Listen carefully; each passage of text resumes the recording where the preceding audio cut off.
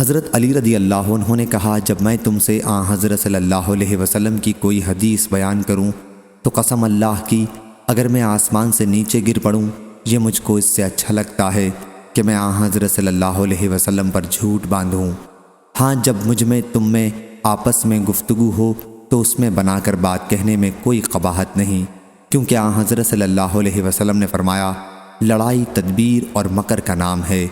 دیکھو، میں نے حضرت صلی اللہ علیہ وسلم سے سنا ہے، آپ فرماتے تھے اخیر زمانہ قریب ہے جب ایسے لوگ مسلمانوں میں نکلیں گے جو نو عمر بے وقوف ہوں گے، ان کی عقل میں فطور ہوگا۔ ظاہر میں تو ساری خلق کے کلاموں میں جو بہتر ہے یعنی حدیث شریف وہ پڑھیں گے، مگر در حقیقت ایمان کا نور ان کے حلق تلے نہیں اترے گا۔ وہ دین سے اس طرح باہر ہو جائیں گے جیسے تیر شکار کے جانور سے پار نکل جاتا ہے، اس میں کچھ لگا نہیں رہتا۔